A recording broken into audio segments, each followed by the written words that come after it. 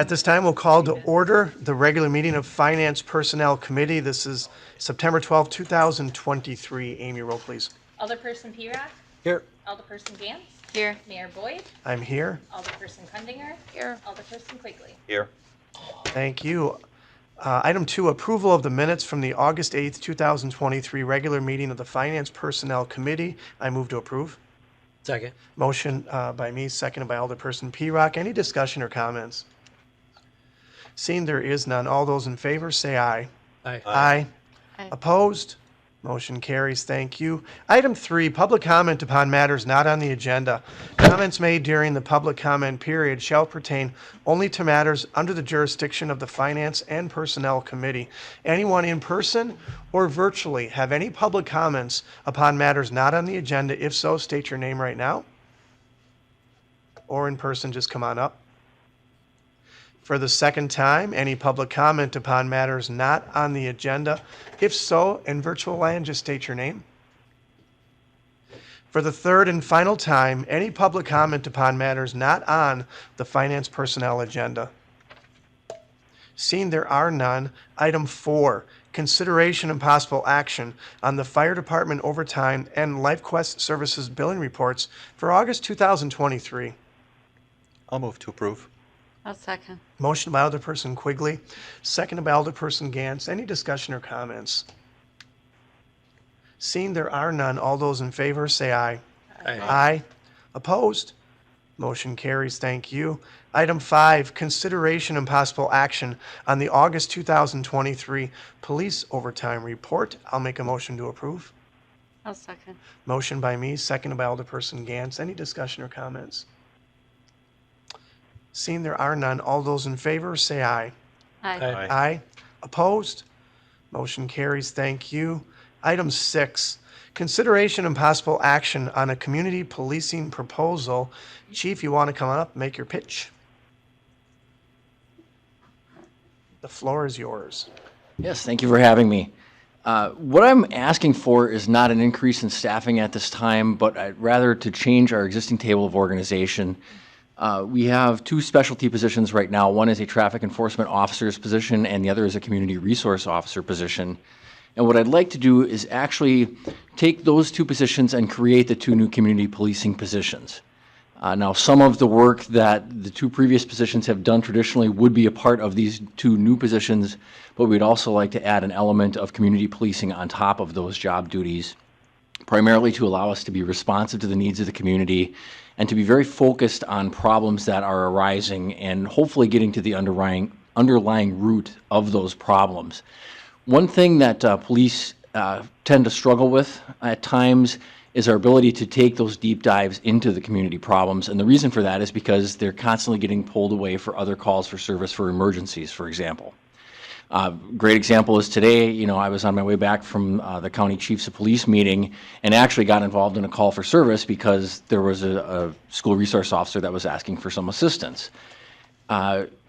If I was a regular patrol officer, I would not have been able to attend that meeting because these calls for service came out.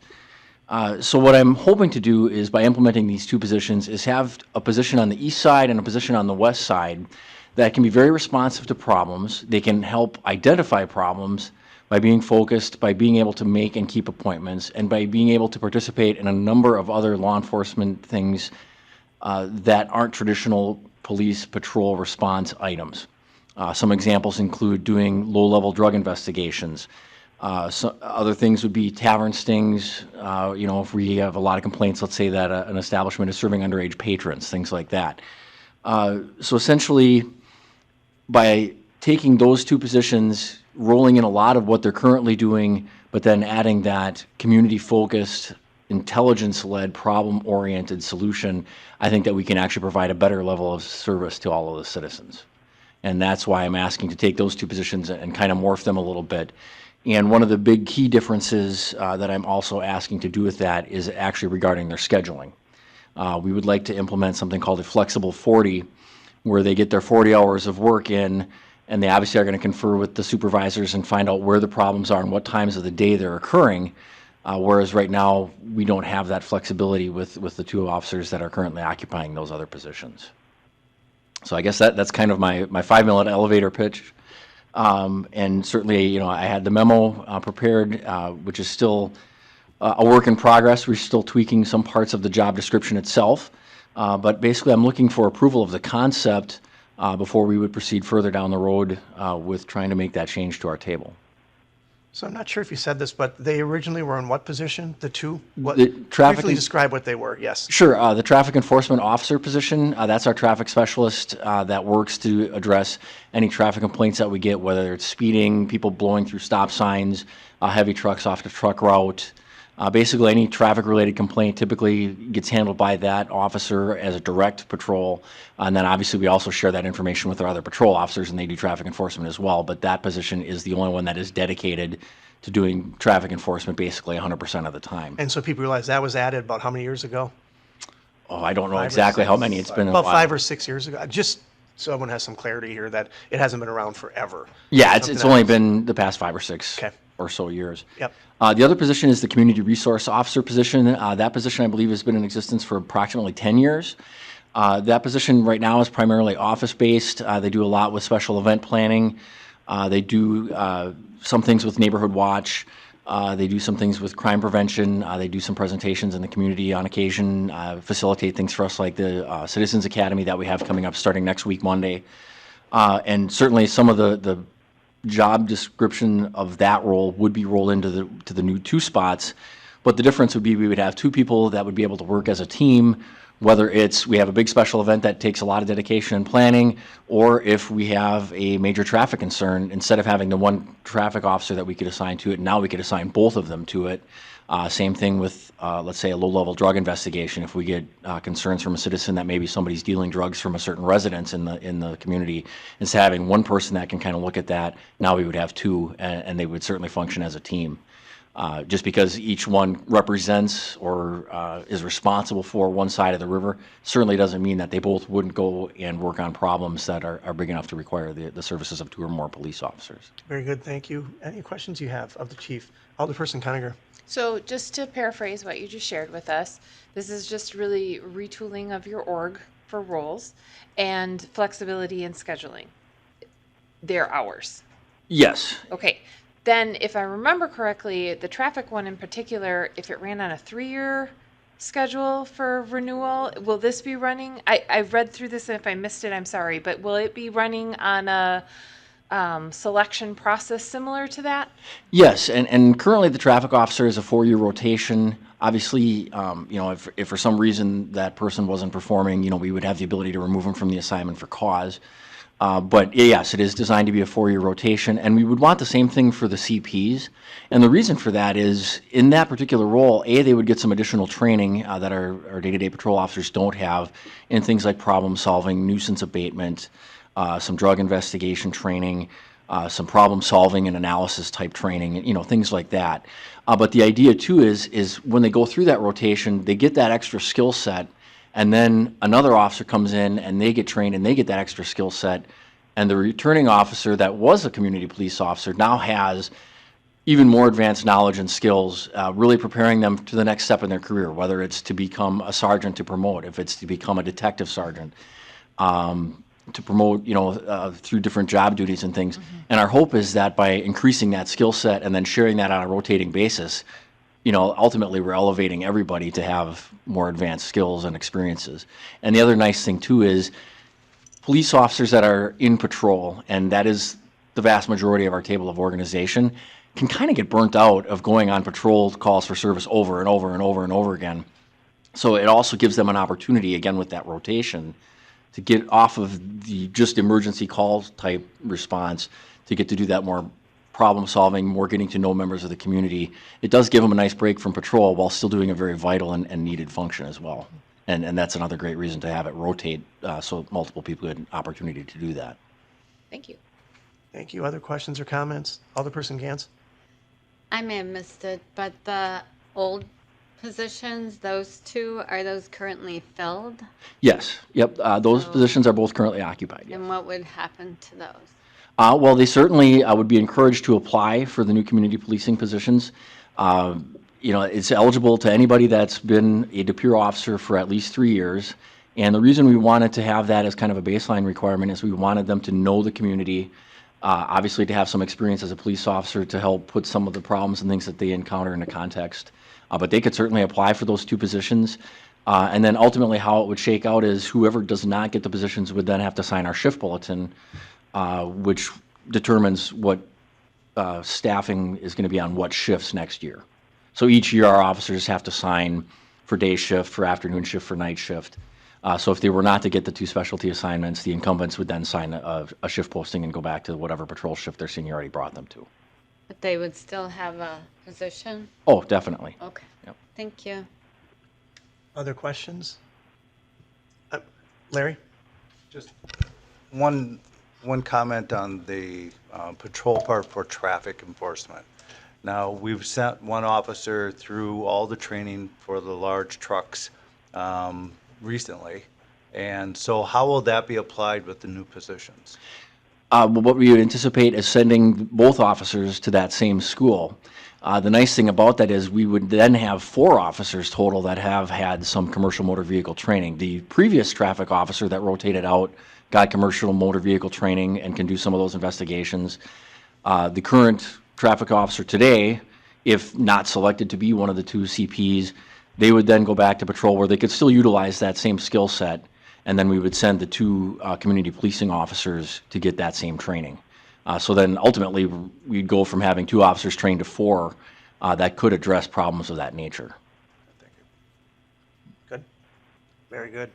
So, again, I see no reason not to at least move this forward for more discussion. What you need from us is approval to move this forward in concept, so you can enter an MOU with the union, or at least start that conversation, correct? Correct, yeah, and ultimately, any memorandum of understanding, obviously, would have to come back before the committee and the full council.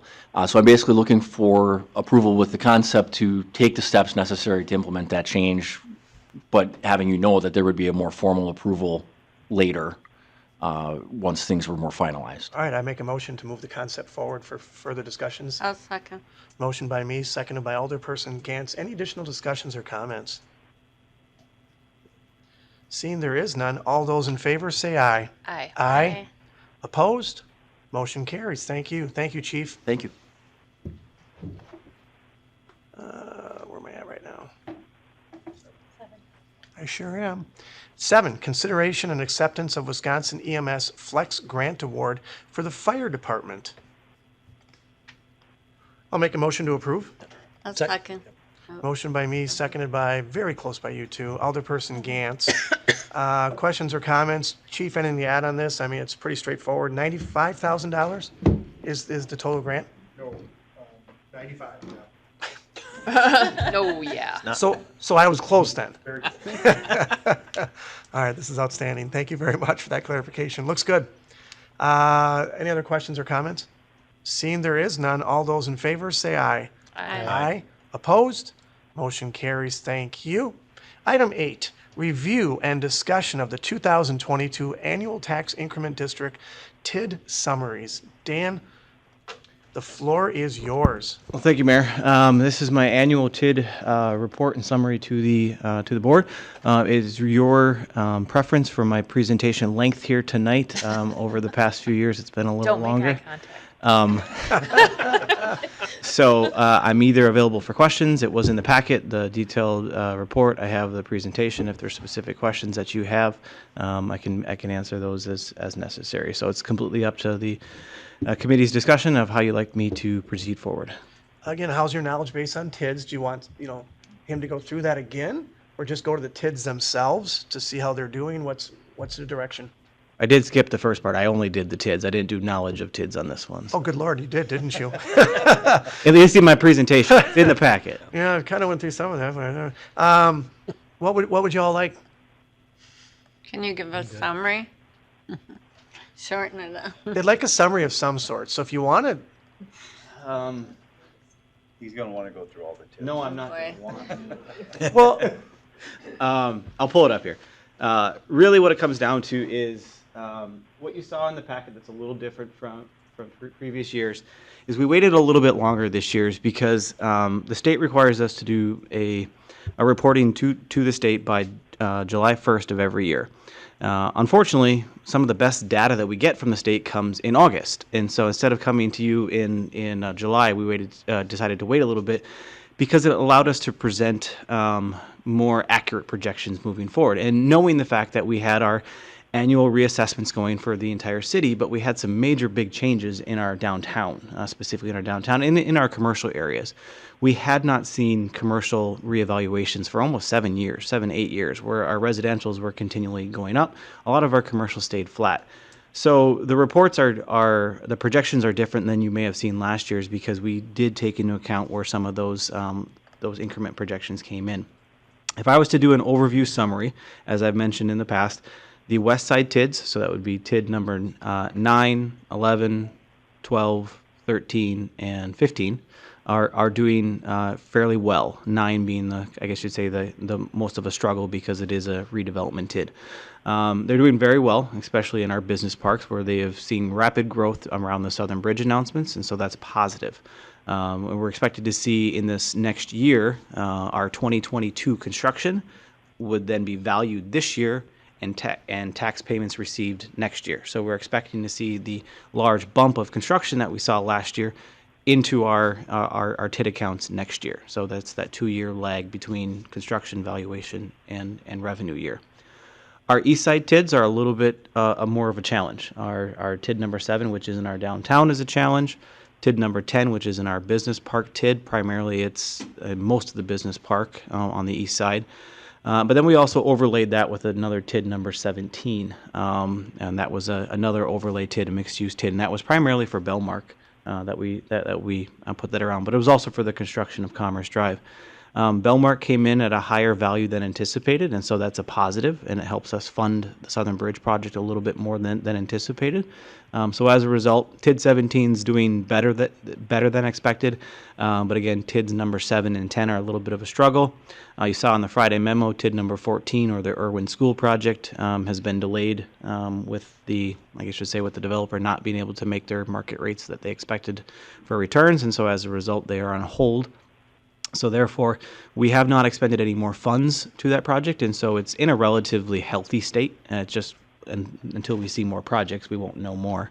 And then TID number 16, which was our 123 North Broadway, our parking lot between the new salon and the old Proof building.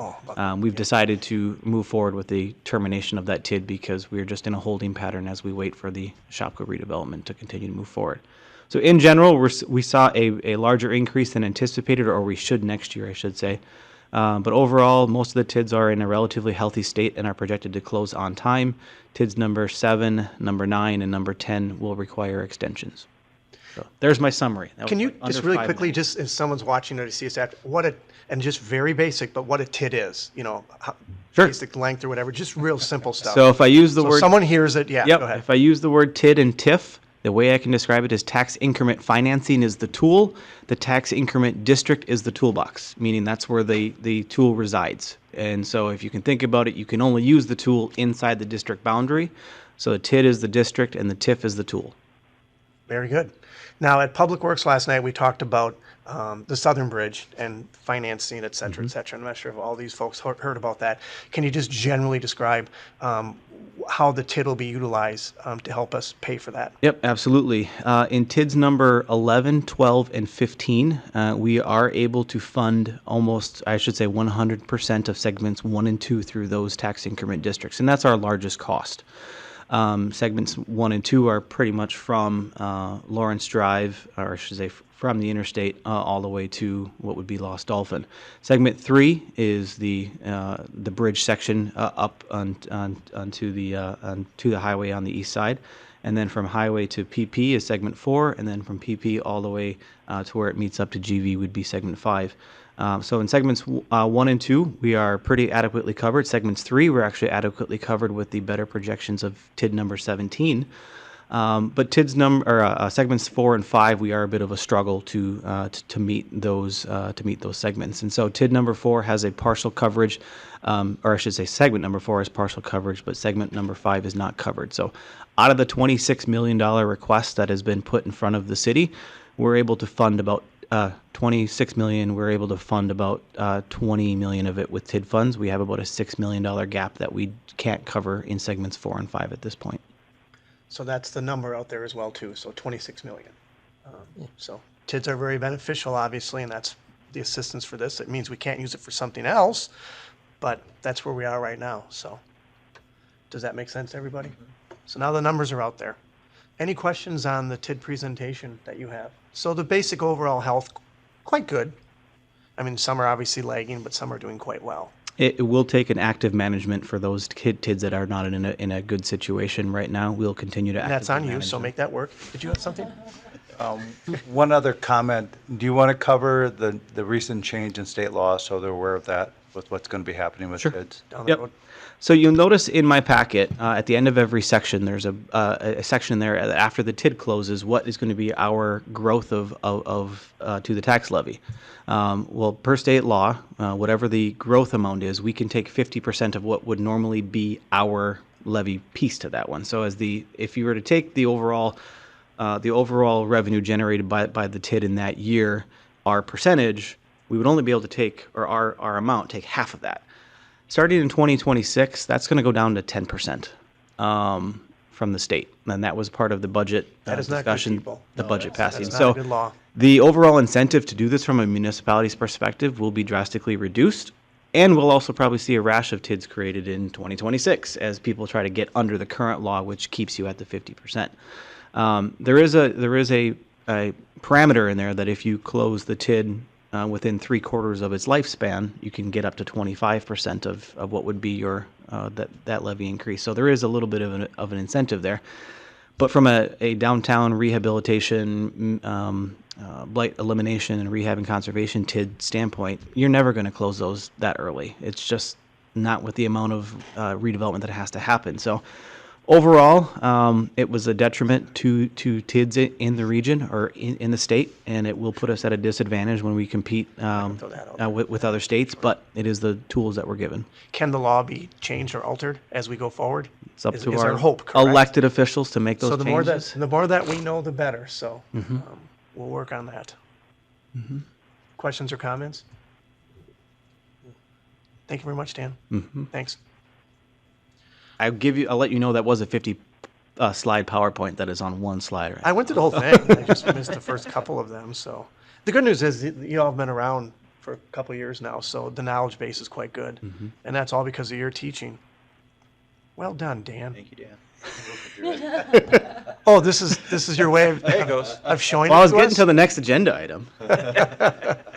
Speed rep. Well, the good news is if we get questions on TIDs, we can reference this and go back. So it's very beneficial. All right, are you done? With that one. Thank you very much. Thank you. As usual, very informative. Item 9, consideration and possible action for a proposed development agreement terms with Washworld of De Pere LLC for an approximately 37,000 square foot manufacturing facility located at 222 American Boulevard, WD 11361. Dan, do you want to comment on this first? Yep. So thank you, Mayor. In the item in front of you tonight is, as you mentioned, a expansion of Washworld. You've actually started to probably see some earthwork if you drove by kind of happen around there. That is at their own risk at this time. So everything we talk about today is they're moving forward with earth moving at their own risk. But in short, Washworld came into our business park a little over a decade ago. They've had an option on the piece of property that they bought last year for about 8 years. They kept extending it. They finally exercised that option last year and have been trying to move forward with the project. Well, construction pricing increases and interest rate increases have sort of had them stumble a few times across the way. And so we had an opportunity to sit down with them as we've been talking about this TID number 11 amendment, which is where they would be adjacent to, had an opportunity to say, if we can help you move forward with this one to push you across the start line, let's move you forward. So we brought them in, talked about what the overall project could be, what it would generate for revenue, and where we could potentially assist. And this is where they said, in effort to help, they wouldn't request an upfront cash borrowing. They would do a pay-go scenario, so there's no risk to the city at that point. There wouldn't be any additional borrowing done by the city. It would just be in a pay-go scenario. So what they're proposing or what they're requesting is about $200,000 in TIF assistance in the form of a pay-go agreement structured over 7 to 8 years, depending on how it performs. And so as a result, I have all the specifications up there, but you're looking at a potential new value of about a full value of the building of about $5 million. So it almost doubles the value of the current building. They have a large manufacturing space. They have more office in their current building than they would in this one, but they need the warehouse and the manufacturing space. They are doing very good, but again, just the market has sort of changed how things have moved forward. So overall increment generated is expected to be about $33,000 over the remaining life of the TID. So I have in your memo sheet the proposed terms, I outlined the timeline, outlined the guaranteed assessed value and tax revenues, and then I've outlined our city obligations, which would be the municipal revenue obligation and the TID amendment. And we are actually undergoing the TID amendment here at this point, and the council will see that next week. So. All right, this is great news.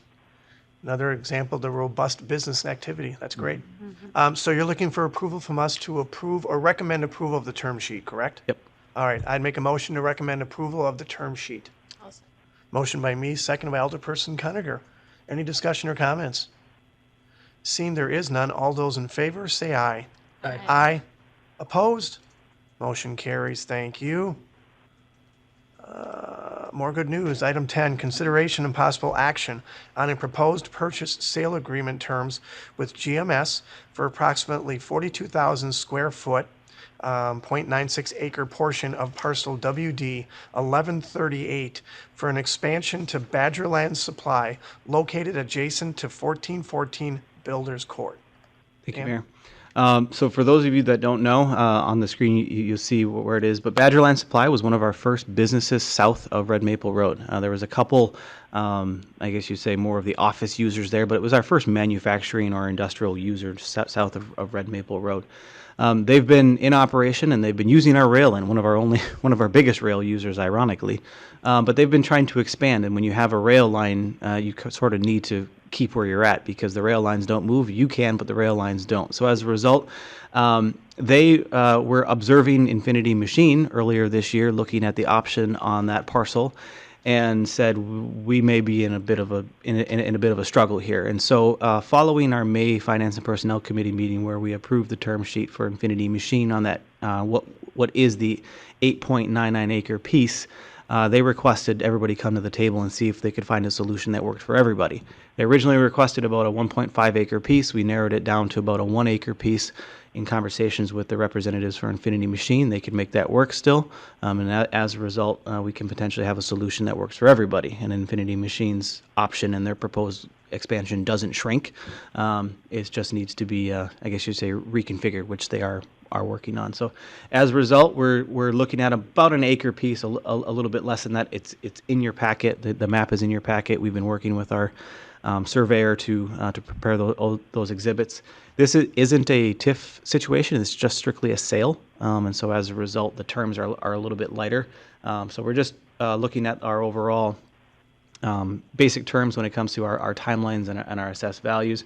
And ours is just the quit claim deed as well as a TID 12 amendment. So we aren't looking at doing a TID 12 amendment immediately today. We are looking at it in the first part of next year. They aren't looking to expand until next year, break ground next year, so it's sort of all in line. But we do need to do a TID amendment because state law requires to have either whole parcels inside of a TID. And right now, that parcel is the boundary line in and out, so we have to determine whether or not to put them in or keep them out of the TID. So we'll determine that as we go. Very good. Thank you. Questions or comments? I'd make a motion to approve the term sheet for Badgerland Supply. Motion by me, seconded by Alderperson Cuniger. Any additional discussion or comments? Seeing there is none, all those in favor say aye. Aye. Opposed? Motion carries. Thank you for that. Item 11, consideration and possible action. Revised purchase sale agreement option terms with And Beyond LLC for parcel WD-1138 for a future expansion for Infinity Machine currently located at 2249 American Boulevard. Dan. Thank you, Mayor. I suppose that should say Infinity Machining and Engineering. My apologies on that one. This is exactly what we were talking about in the last agenda item. This is just revising the terms that we had talked about. So in other words, we're taking the parcel acreage from 8.99 to 8.02 and keeping all the proposed terms the same except for the commensurate sale value or option value. So what do we need from this one then? Just a recommendation approval of the terms that are in your packet. All right, I'll make a recommendation to approve the terms that are in the packet. Second. Motion by me, second by Alderperson Quigley. Any additional questions or comments? Seeing there is none, all those in favor say aye. Aye. Aye. Aye. Opposed? Motion carries. Thank you. Item 12, consideration and possible action on the City of De Pere investments and cash detail report for July 2023. Did you want to say anything, or it's all there? I'll make a motion to approve and place on file the cash and investment detail report for July of 2023. I'll second. Motion by me, seconded by Alderperson Quigley. Anyone have any questions or comments? Again, we do have Pam here if you have any. Pretty straightforward. That said, all those in favor say aye. Aye. Aye. Opposed? Motion carries. Thank you. Item 13, future agenda items. Anyone have any future agenda items for finance personnel? It appears not.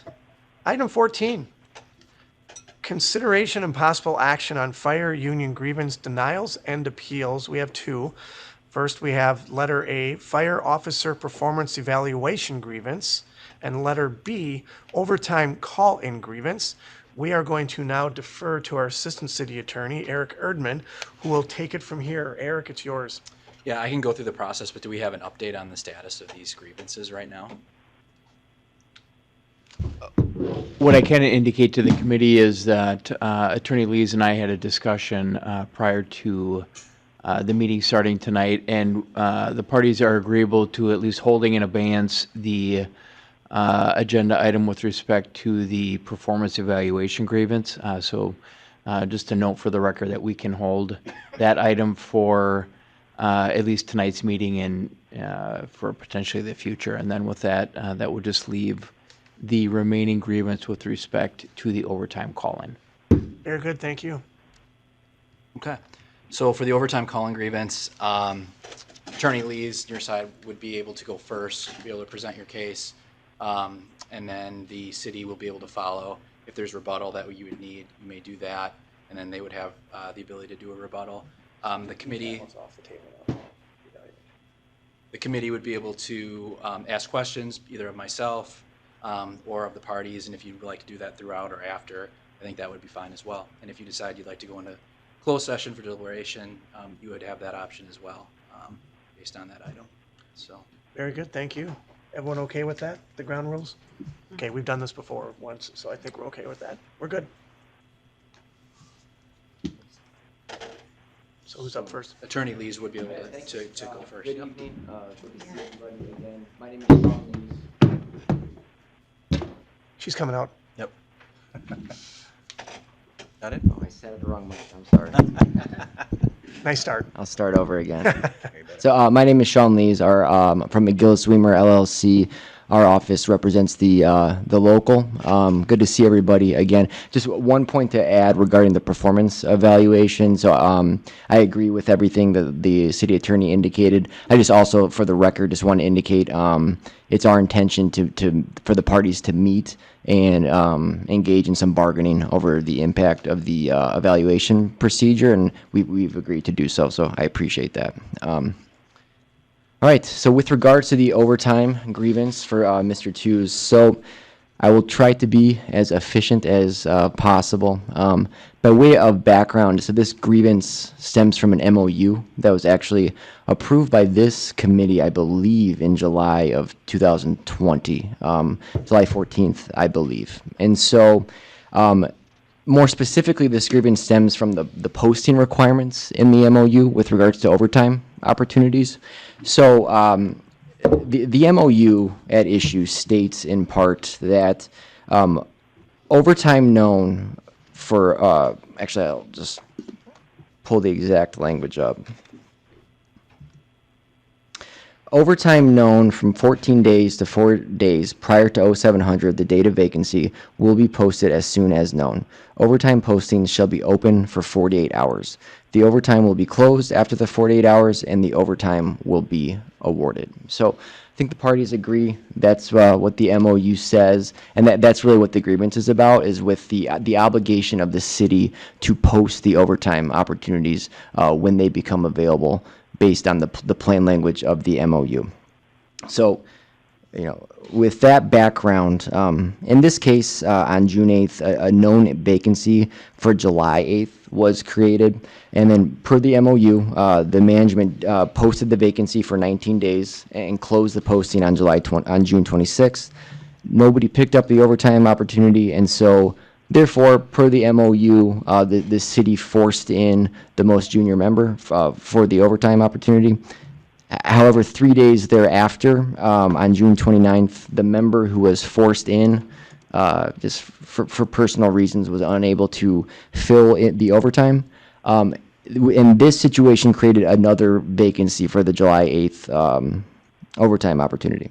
So at this point is when another vacancy is created and the posting obligations under the MOU is triggered. So, per the language that I discussed, when this vacancy was created, there's an obligation under the unambiguous language of the MOU to post the overtime opportunity for 48 hours. Rather than post the overtime opportunity for the 48-hour period, the department started calling members directly, essentially engaging in the force-in process, and from our position, did not follow the plain language of the agreement and just, called people and forced somebody in. So ultimately, the named grievant in this case is Bill Tews. He was forced into work on the July 8th to fill that vacancy period. And really, the purpose of this grievance, we're not asking for any sort of monetary damages or anything like that. Again, this is an MOU that was bargained between the parties, approved by this committee a few years ago. All we're seeking to do is enforce the plain language of the MOU, again, which is unambiguous. It states that overtime known from 14 days to 4 days prior to 0700, the date of vacancy, will be posted as soon as known, and these will be posted for 48 hours. So we're here seeking nothing more than just say this is an MOU that's an enforceable agreement between the parties. The department needs to follow the MOU when the vacancy arises, and that includes the posting period, so that all members of the department have an opportunity to fill the vacancy. Thank you. Thank you. All right, and the city may proceed with their side. So I in my memo, I talked about the timeline, the time of events, and I presented to you just sort of a linear timeline. So I disagree with the statements of Attorney Lees. So on a couple points, our position would be when the overtime was generated, and in this MOU, it looks like, it's my understanding, once we find out that there's an overtime shift needed, it's one of these four reasons, A, B, C, or D. In this case, it was reason A. So that was noticed 14 days prior. So we posted the overtime, and when we post it, we don't post it on a board. The city pays for a software that all members have access to on their cell phone. So when we post for overtime, it comes up like a text message. It comes to everybody. So they know instantly that we're looking for someone. When you look at this 5-page MOU that we negotiated, everything in this MOU is tailored to make it easy on the employee, the most advanced notice we can possibly give them when we're looking to fill a shift, or worse yet, when we need to force somebody in. So every piece of this is designed to make it as easy and give as much advance notice to the employees as possible. So in this situation, what happened is we posted it. We posted it for 19 days. Everyone sees that on their phone. Once the order-in process starts, we start calling by phone, as outlined in the MOU. We didn't do something in addition to, we did this our normal process. We post it. If no one signs for it, which is most of the time, then we start calling. When we call, it's not like the old days where your phone rang and you didn't know who it was, and we could pick it up and say, sorry, you answered the phone, but we need you to come to work. Now everyone sees who's calling. So routinely, no one answers. And that's exactly what happened here. We called every member that was going to be off duty on July 8th. No one answered. That's pretty normal for us. So now we give them 19 days notice. We call everyone individually, and they don't answer. So at that point, we ordered in the most junior person that was not going to be on duty July 8th, that was there that day. So we actually saw the whites of their eyes. They're actually on duty on the day of the 26th. So on the 26th, Sean Corey gets told, sorry, you're going to have to work July 8th. We give him as much possible notice as we can.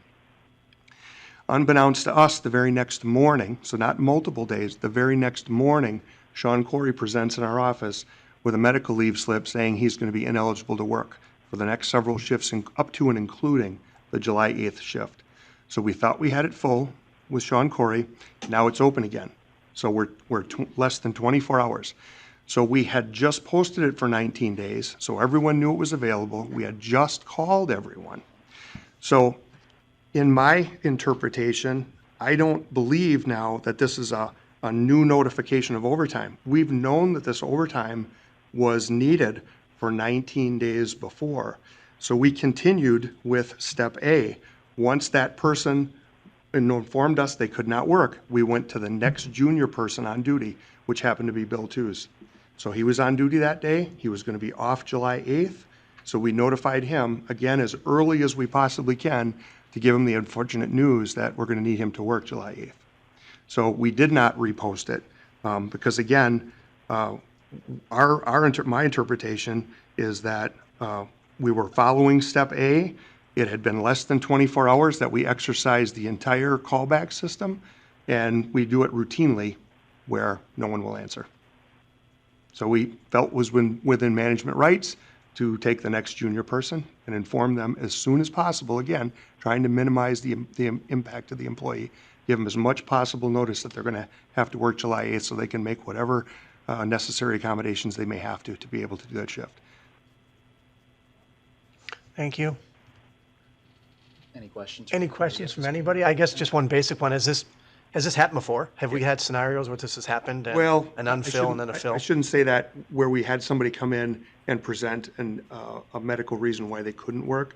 Do we have postings where we, call through the list and no one shows, and we find the next junior person that's going to be off the day that we need the person and inform them? Yes, we do. Okay. So was it exactly like this? No, it's not been exactly like this before. We're trying our best to conform with the MOU and as much of the spirit of the MOU, which is try to give the employees the most advanced notice that we possibly can when we need them to come to work. Can I respond just very briefly? Yes, you may. So I appreciate everything that the chief said. I think with regards to the timeline issue, whether it was like a day or a couple days, I don't believe that's relevant to the issue because I think the parties agreed that there was a vacancy, it was filled, or someone was ordered to come in, and then a new vacancy was created. And so, I mean, it's the union's position that the MOU is very clear. There really is no room for interpretation. When there is a new vacancy within that 14 to 4 day period, the posting does need to be made for 4 to 8 hours. And then that's all we're looking for. Because during that time in which there were calls made originally, I mean, such as life, people's circumstances may have changed, and the reality is that people, the posting requirement is so that people do have the opportunity to pick up that time, and so it should have been posted per the plan language, just to give people the opportunity for that window to pick it up, and then of course, if once that time lapses, then the chief would be within his right to move forward with the force-in procedure. But what do you do if you're in 24 hours and it's not going to work? I mean, you can't wait 48 hours. You've got to fill this position within 24 hours, correct? Mm-hmm. We already got to the point where we're done, and now we have to. We're within 24 hours. Can't wait for 48 hours. What happens then? I'm trying to figure out this remedy here in my head, how this makes sense. I mean, the posting needs to be made. This is not like in an emergency situation, and so, I mean, even if we go down to D, it says overtime known less than 24 hours, but greater than 2 hours will be posted as soon as the vacancy is known. So even under that circumstance, would be more of an emergency situation. The MOU is clear that there always needs to be a posting. The issue is how long does the posting need to be? So it's in the situation you just proposed, the window for the posting period just decreases. Thank you. Other questions or comments? Well, Alderperson Conacher. based on the explanations that I heard from both the attorney and our chief, it would, in my mind and in my interpretation, encourage the never-ending cycle of thinking you have something full, then having it full, and then never being able to catch up, as opposed to managing an opening and carrying it through to fill it. If the understanding is that it has to be reposted again, because there isn't anything that holds you to it, I guess. I mean, can you just decline them, or you just have to figure it out? So this is a rare exception that a medical reason was provided to you such that it opened again. And then I feel like the procedure was still followed through. So it was not a new posting, where the interpretation is that it would be a new so that's a difference of interpreting a posting. Correct. Other questions or comments? Anything else you both want to add? Well, I'll I go to guess Chief first then. Sorry. when I look at this, the occurrence happened June 27. So when Bill Tooze was ordered to fill that shift on June 27, I guess that's when I feel the objection should have been made. In turn, he waited until July 8th that he worked and then filed his grievance exactly 20 days after the day he worked. So if we're going to be exact and follow language, I really feel that he's outside the appropriate time frame to file the grievance. The day he worked was the action. What they're claiming that I did incorrectly occurred on June 27. So it should have been 20 days after the June 27 that the grievance should have been filed per the union contract. And it was not. It was outside that. Thank you. Yeah, with regard to the timing issue, I respectfully disagree.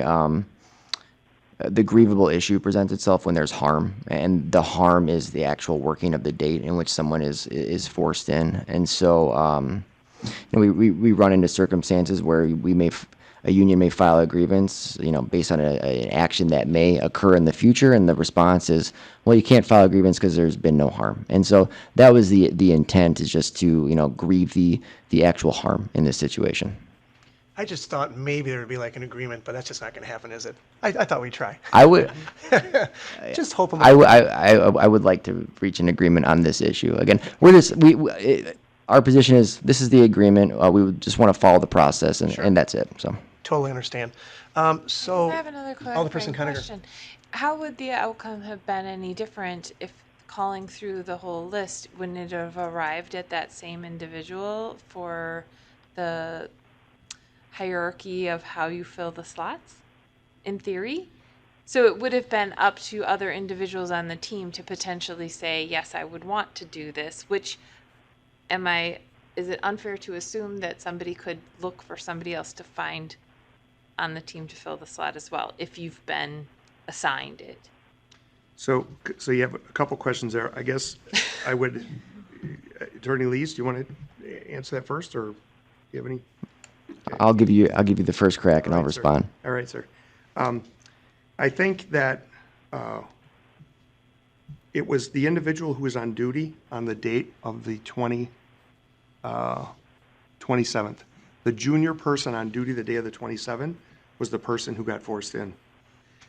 I don't know that if we waited 48 hours on the 29th, that person would still be the junior person. I suspect not. I suspect that's the root of the grievance. So on the 29th, there would have been somebody probably junior to that individual that would have been forced in. That's what's my theory. Did it answer your question? It you have- gives me more questions, but I'm Did you have anything to rebut to that, or? No, not necessarily. I mean, I think they're all good questions, and just to the extent that there are, hypothetical situations about like what may occur under any given circumstance, I think that's important to consider. But I think ultimately, when we look at like a grievance or looking at arbitration or something like that, I mean, what the decision maker looks at is, well, what does the contract say? And so that's really the only, respectfully, that's really the only consideration on issues like this. And so it's our position that the language is very clear. When there is a vacancy, there's a posting requirement. I understand running a fire department is complicated, and there may be some strange one-off situations that do create the scenarios we've discussed. But either way, these agreements are bargained between the parties. There's a lot of work and steps to get those approved, and so we just need to make sure that the agreements are worth the paper they're written on, because like I said, they're agreements that were bargained in good faith, and we would just like both parties to be held to that language. Very good, thank you. Anything else? I'm assuming you want to go into closed session and further discussion? I have Is a that- question. Alderperson Gantz. So the July 8th opening was posted, correct? But then it wasn't filled, so then does the language say anything about, I mean, it's the same date that was posted, so does it have to be reposted if it's just the same date? Or can they go ahead and keep doing their procedure without having to post it? Yeah. Because it is just one day. Yeah, so it's the it's the same date at issue. It's our position that the process to fill was completed, and there was a filling.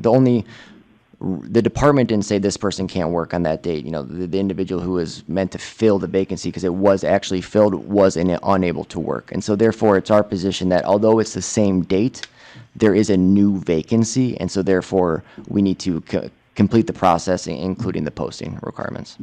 And is that language in there? Well, so the language states, so the trigger date is the date of the vacancy. So that's when the posting requirements are required. And so if someone is scheduled to fill the vacancy, that vacancy no longer exists. If that person is pulled off the schedule, saying they can't work for whatever reason, there's a new vacancy. And so therefore, there's a new notice of the date of the vacancy. And so therefore, the posting requirements are triggered. Alderperson Gantz, is that helpful? Yep, thank you. Thank you. Anyone else? So then now we'll go to, Yeah, so now what we can do is, if, it sounds like you would want, but you may go into closed session. Yep. So we need a motion and then a second, and then I believe a roll call vote would probably be appropriate. sounds good. So On deliberation. great. And I should mention too, afterwards, once we, assuming that we reconvene, any motion would be based on the deliberation, and it wouldn't be any more follow-up discussion. It would just be on the decision. Very good. So if that's the case, I'm going to read a bunch of words right now, a lot of words right now, and then I'll ask for a motion in a second, and then I'll give the verbiage for when we go to closed session. So here we go. Consideration and possible action on fire union grievance denials and appeals. Please take notice that the committee may convene in closed session pursuant to any and all of the following subsections of Wisconsin Statute 1985L for the purpose of, I'll read through all of them, I believe. A, deliberating concerning a case which was the subject of any judicial or quasi-judicial trial or hearing before that governmental body. B, considering dismissal, demotion, licensing, or discipline of any public employee or person licensed by a board or commission, or the investigation of charges against such person, or considering the grant or denial of tenure for a university faculty member and the taking of formal action on any such matter, provided that the faculty member or other public employee or person licensed is given actual notice of any evidentiary hearing which may be held prior to final action being taken, and of any meeting at which the final action may be taken. The notice shall contain a statement that the person has the right to demand that the evidentiary hearing or meeting be held in open session. This paragraph and paragraph F to not apply to any such evidentiary hearing or meeting where the employee or person license requests that an open meeting session be held. E, considering employment, promotion, compensation, or performance evaluation data or any public employee over which the governmental body has jurisdiction or exercises responsibility. F, considering financial, medical, social, or personal histories or disciplinary data of specific persons, preliminary consideration of specific personnel problems, or the investigation of charges against specific persons except where Par B applies, which, if discussed in public, would likely to have a substantial adverse effect upon the reputation of any person referred to in such histories or data or involved in such problems or investigations. G, last letter, conferring with legal counsel for the governmental body who is rendering oral or written advice concerning strategy to be adopted by the body with respect to litigation in which it is or is likely to become involved. The committee may then reconvene in open session to take action on any matter discussed in closed session or for such other purposes as are allowed by law. Based on that, I'll make a motion to go to closed session. I'll second. Motion by me, seconded by Alderperson Gantz. Any discussion or comments? We'll need a roll call vote, please, to go into closed session. Sure. Alderperson Pere. Aye. Alderperson Gantz. Aye. Alderperson Kundinger. Aye. Alderperson Quigley. Aye. Sorry, Mayor Boyd. Aye. Motion carries. Thank you. Please take note that this meeting will be locked for closed session. Unauthorized attendees will be disconnected from the meeting during the closed session. If you'd like to rejoin the meeting after closed session, please wait 5 minutes and use the same meeting connection information to reconnect to the meeting. That's virtual. You'll be placed in the meeting lobby until the meeting resumes from closed session. If you are not part of the closed session, please disconnect from the meeting at this time, virtually. Meeting moderator will lock the meeting, et cetera, et cetera. So we are good then to go to closed session. And then we'll empty the chamber and then come back after. So everyone's aware, we did make a motion to come back to regular session. So we are here, and it looks like everyone is back in. So I will now entertain a motion. I would make a motion to uphold the chief's decision and to deny the grievance at this time. And I will second that. We have no discussions and or comments. So that said, all those in favor say aye. Aye. Aye. Opposed? Motion carries. Thank you. And officially, that brings that to a close then, so everyone understands. And that brings us to the next item on the agenda. I'll make a motion to adjourn. Motion by me, seconded by Alderperson Gantz. All those in favor say aye. Aye. Aye. Opposed? Motion carries. Thank you. We're officially adjourned. Thank Thank you, you. everybody. Thanks for your Thank time. you. Appreciate it. Thank you.